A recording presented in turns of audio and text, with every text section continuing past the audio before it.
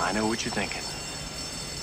Did he fire 6 shots or only 5? The most memorable scene in Dirty Harry. Even today, when people think of a tough cop, this is the face they see. But here is something that will blow your mind. The man holding that gun? The man who became Dirty Harry? It wasn't supposed to be Clint Eastwood. It was supposed to be John Wayne. Yes, the Duke, the King of Hollywood, the man who defined what it meant to be a hero on the silver screen. He was offered the role that would define the 1970s. And he said no. This is the story of the biggest mistake in Hollywood history. A decision that cost Wayne millions. A decision that handed Clint Eastwood a crown. And a decision that changed movies forever. So why did John Wayne throw away the role of a lifetime? Stick around, because this story is darker than you think. Let's go back to 1970. The script wasn't even called Dirty Harry yet. It was called Dead Right. And the star? Frank Sinatra. Sinatra was signed. The deal was done. He was going to play a tough San Francisco cop who didn't play by the rules. The studio thought it was perfect. Sinatra had that edge, that danger, that voice. But then, disaster. During filming, Sinatra injured his hand. Some say it was his wrist. Some say it was during a stunt. Others whisper it happened off set. Either way, he couldn't hold the gun. And if you can't hold the gun, you can't be Dirty Harry. Sinatra walked away. The studio panicked. They needed a star. Fast. They went to Robert Mitchum. No thanks. They went to Paul Newman. He read the script and said something interesting. He called it too right-wing. Newman didn't want to play a cop who bent the law. He thought it was dangerous. Fascist, even. And then, they came to John Wayne. By 1970, John Wayne was a legend.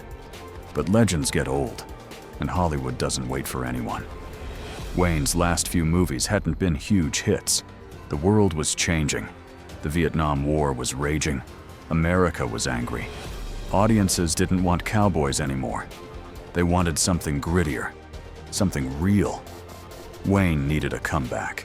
He needed a role that would prove he was still the biggest star in the world. So when the script for Dead Right landed on his desk, he read it carefully. The story was simple.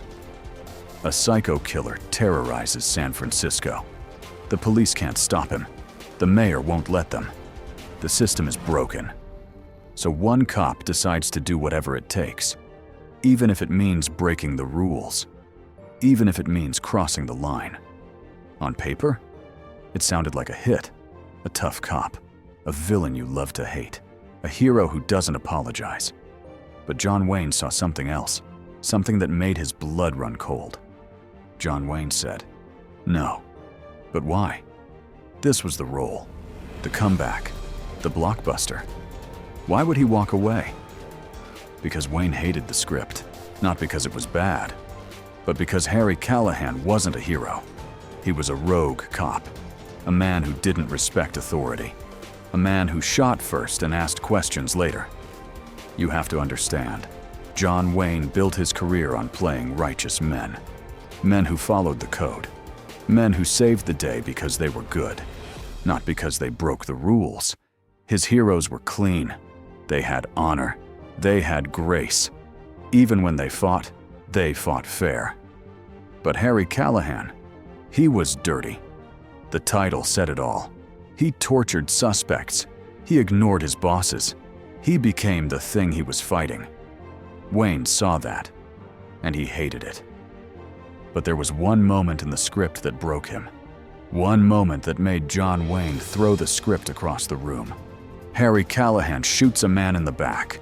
The suspect is running away. No gun, no threat. And Harry pulls the trigger. John Wayne was furious. He said something that his friends would never forget. "I don't shoot people in the back." In Wayne's world, heroes didn't do that. Villains did. Cowards did. A real man faced his enemy, looked him in the eye, gave him a chance. But Harry Callahan wasn't that kind of hero. And John Wayne, he wanted no part of it. So he said, no. He turned his back on the role. He walked away. And that's when everything changed. Enter Clint Eastwood. In 1970, Clint was known for westerns. Spaghetti westerns, to be exact. He was the man with no name, the drifter. The gunslinger who didn't say much but said everything. Clint wasn't a traditional hero. He was something new, something dangerous. He played men who lived in the gray area, men who did bad things for good reasons. When director Don Siegel offered Clint the role of Harry Callahan, Clint didn't hesitate. He saw what John Wayne couldn't see. This wasn't a villain. This was the future. Clint made the role his own. He added the .44 Magnum, the most powerful handgun in the world. He made Harry cold, calm, a man of few words. But when he spoke, you listened. And it wasn't just the gun, it was the attitude. Before Dirty Harry, cops in movies were polite. They wore suits, they followed the law. Clint Eastwood changed the fashion of Hollywood. He wore messy hair, tweed jackets, and sunglasses. He looked like a rebel. There is a famous scene where Harry stands on a bridge, waiting for the killer to pass. He doesn't look like a hero protecting the city. He looks like an executioner, waiting for his victim. Audiences in 1971 were angry about the rising crime rates in America. They were tired of nice cops who let criminals go. They wanted someone who would punish the bad guys. Clint Eastwood became their avenger. John Wayne, sitting in his ranch, didn't understand this anger. He thought people still wanted a gentleman. He was wrong. John Wayne played heroes who saved the day because it was right. Clint Eastwood played heroes who saved the day no matter what it took. Wayne was black and white. Eastwood was gray. When Dirty Harry hit theaters in December 1971, it exploded. It made over $36 million, which is equals to $300 million to this day. It became a cultural phenomenon. The quotes, the gun, the attitude. Clint Eastwood became a superstar, and John Wayne, he watched from the sidelines, and for the first time in his life, he felt something unfamiliar: regret. By 1972, Wayne knew he'd made a mistake. Dirty Harry wasn't just a hit, it was a revolution. Audiences loved it. They wanted more. And Wayne? He wanted in. So he did something he never thought he'd do. He tried to copy it. In 1974, Wayne made Mick Q. He played a tough Seattle cop. He carried a gun. He fought criminals. He even drove a car really fast. Let's talk about Mick Q for a second. It wasn't just a flop, it was embarrassing. There is a scene in Mick Q where John Wayne drives a small green sports car. Imagine that. The Duke, a giant man, squeezed into a tiny car, chasing criminals through the city streets. It looked ridiculous. In westerns, Wayne looked majestic on a horse.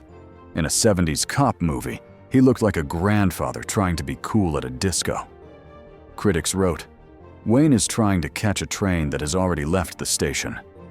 Even the poster of Mick Q tried to copy Dirty Harry's style, showing Wayne holding a machine gun. But the magic wasn't there. You can copy the gun, but you can't copy the swagger. In 1975, he tried again. Brannigan, another cop movie, this time in London. Same result. The reviews were brutal. Audiences stayed home. The movies flopped. Wayne realized something heartbreaking. He had missed his moment. The world had moved on, and he couldn't catch up. This is the story of a changing world. John Wayne was the hero of the old Hollywood, the man who stood for honor, justice, and doing things the right way. But the 1970s didn't want that hero anymore. They wanted someone darker, someone real, someone who admitted that the world wasn't black and white. Clint Eastwood gave them that, and he became a legend because of it. John Wayne? He stayed true to himself. He never compromised. He never became Dirty Harry. And maybe that's not a mistake. Maybe that's a choice. But it's a choice that cost him tens of millions of dollars and a crown he'd never wear again.